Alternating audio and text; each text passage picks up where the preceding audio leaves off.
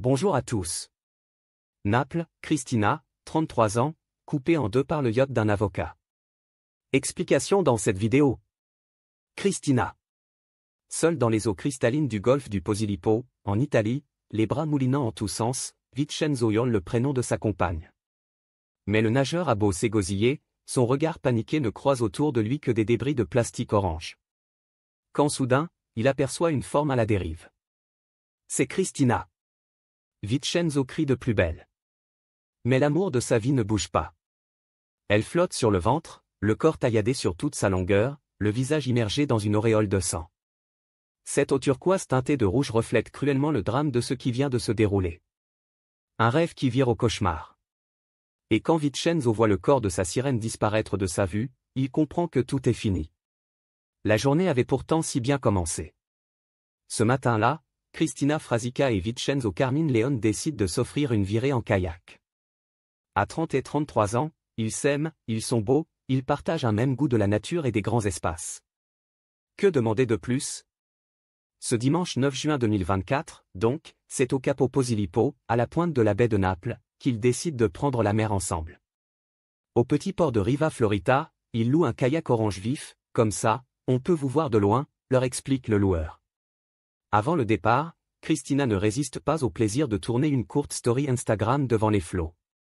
En fond sonore de la vidéo, on peut entendre le générique d'un célèbre feuilleton télé local. Seul au monde, nos deux vacanciers s'élancent ensuite sur les eaux translucides. Cristina est assise à l'avant de l'embarcation, Vincenzo à l'arrière. Leurs coups de rame s'accordent parfaitement. De là où ils sont, ils peuvent contempler le rivage et admirer au passage la Villa Rosebery, résidence d'été du président de la République.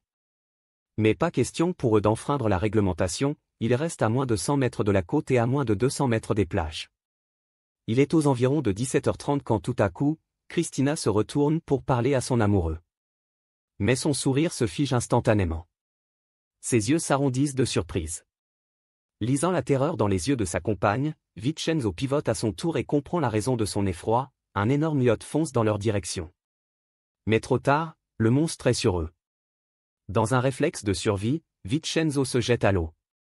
Pas la jeune femme. En une fraction de seconde, le frêle kayak est pulvérisé. Transformé en miettes de plastique. Quand il remonte à la surface, Vincenzo comprend qu'il est seul. Le yacht surpuissant qui vient de les percuter n'est déjà plus qu'un sillage blanc à l'horizon. Il n'a même pas eu le temps de vraiment le voir. On connaît la suite. Les hurlements de bête d'un homme désespéré. Le corps de Cristina flottant dans un linceul de sang. Mais pour Vincenzo, le calvaire ne fait que commencer. Dévasté, contusionné de partout, perclus de douleur, le trentenaire doit maintenant attendre les secours. C'est seulement 30 minutes plus tard qu'un nouveau yacht approche enfin. Hissé à bord, le naufragé raconte alors le terrible accident qu'il vient de vivre. Son sauveur, un quadragénaire brun élégant, est très ébranlé par ce qu'il entend.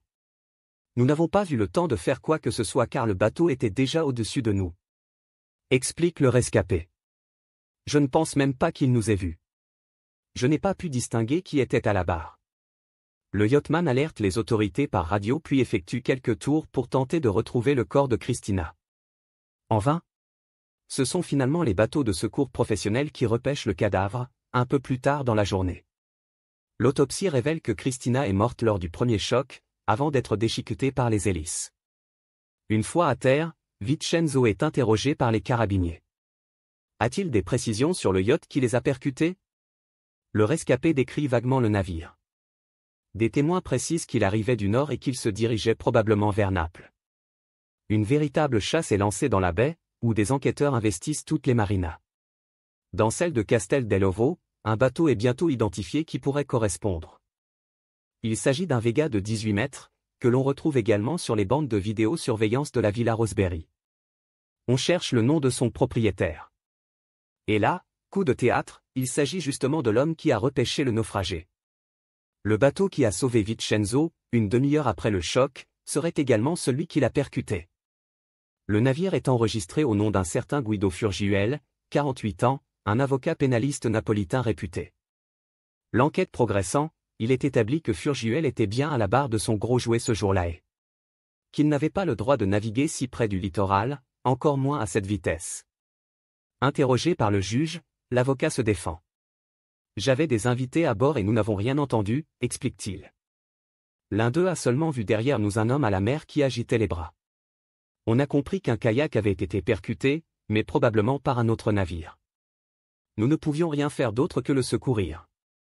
30 minutes plus tard, le pénaliste, bien conscient qu'il venait de commettre une énorme erreur dont il allait être tenu responsable. N'a-t-il pas plutôt pris la fuite ni vu ni connu, avant de rebrousser chemin, tenaillé par sa mauvaise conscience? Le célèbre avocat n'a en tout cas pas convaincu le juge. Il se retrouve aujourd'hui mis en examen pour homicide involontaire et non-assistance à personne en danger. La semaine dernière, l'examen de la coque de son navire était toujours en cours, pour y déceler d'éventuellement traces de choc. S'il est établi que c'est bien lui qui a cisaillé le kayak et qu'il naviguait au-dessus de la vitesse autorisée, les faits pourraient être requalifiés en homicide volontaire. Le ténor du barreau connaît bien sur toutes les ficelles pour se défendre. Mais pas sûr qu'en ayant enfreint toutes les règles élémentaires de sécurité, même avec tout son talent, il puisse échapper à la prison. Merci d'avoir regardé, n'hésitez pas à partager la vidéo avec vos amis et à vous abonner à notre chaîne pour ne manquer aucune de nos futures vidéos.